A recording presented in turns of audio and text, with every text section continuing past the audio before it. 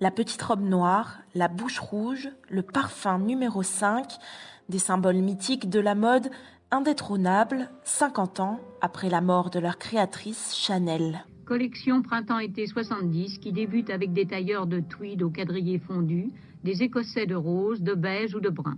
Mademoiselle Chanel, fidèle à la longueur s'arrêtant à mi-genou, propose une collection sobre, dépouillée, fort élégante. Mais qui était Gabrielle, dite Mademoiselle, dite Coco Chanel ?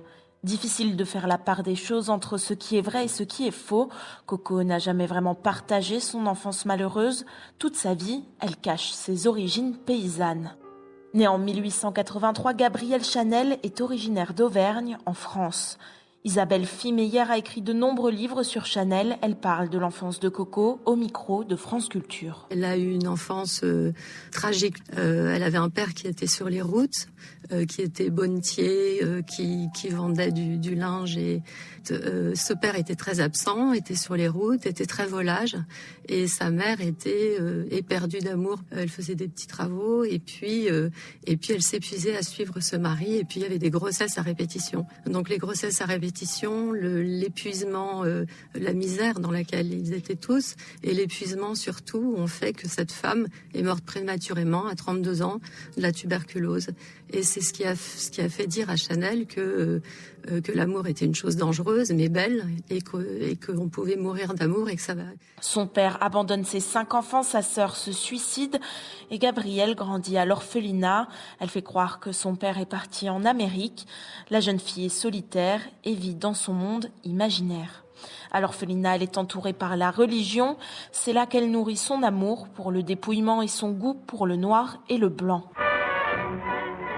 Dès ses débuts dans les années 1900, Gabrielle, surnommée Coco, est en totale opposition avec la mode de son époque. Elle est couturière le jour, chanteuse de music-hall la nuit. J'ai perdu mon pauvre Coco, Coco mon chien que j'adore, tout près du Trocadéro. Il est loin, s'il court encore, Elle porte elle-même ses vêtements et s'inspire du vestiaire masculin. Ses tenues sont souples et empruntent des codes aux tenues de sport.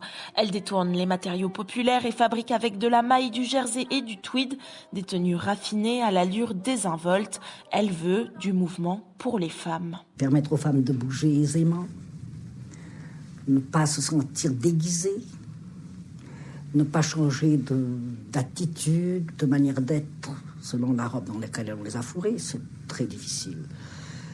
Et ça, comprenez, je crois que c'est le don que je possède, enfin, si tant est que ce soit un don, je crois que je l'ai, et le corps humain bouge tout le temps. Même quand on ne voudrait pas bouger. Voyez-vous, en ce moment-ci, j'aimerais ne pas bouger, vous parlez calmement, ça m'est très difficile. Je bouge sans arrêt. Bien, si j'avais un costume qui me gêne, je ne bougerais pas. Son histoire d'amour avec Boy Capel, un Anglais plutôt riche, la conduira à ouvrir sa première maison de couture en 1918, 31 rue Cambon, à Paris. Elle travaille alors pour gagner sa liberté. Elle raccourcit les robes, dévoile les chevilles, libère la taille, jette les corsets, se coupe les cheveux. Elle fait changer la mode de siècle. C'est le début du succès, elle crée les costumes des spectacles de Cocteau, elle est proche de nombreux artistes et de nombreux couturiers. En 1921, elle crée le parfum des parfums, Chanel numéro 5, encore une référence aujourd'hui. Et puis arrive la petite robe noire qui sera l'instrument de son succès. Marie-Sophie Caron de la Garrière, conservatrice en chef des collections de mode au Musée des Arts Décoratifs à Paris, sur Google Arts et Culture. Gabrielle Chanel a créé cette robe du soir en satin, mousseline de soie et dentelle de Calais noir en 1925. Gabrielle Chanel n'a pas été la première à reconnaître la puissance subversive du noir. Mais en dessinant cette robe droite, courte et au décolleté arrondi, et en l'imposant comme une tenue élégante de soirée, elle a eu un rôle clé dans l'établissement de la petite robe noire en tant que tenue de référence pour la femme moderne, la libérant de la silhouette corsetée. Le monde entier veut s'habiller en Chanel, mais la Seconde Guerre mondiale éclate.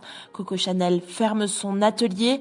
Elle collabore avec le régime nazi pendant la guerre, puis s'exile en Suisse. De retour en 1954, elle se positionne à contre-courant des standards de beauté.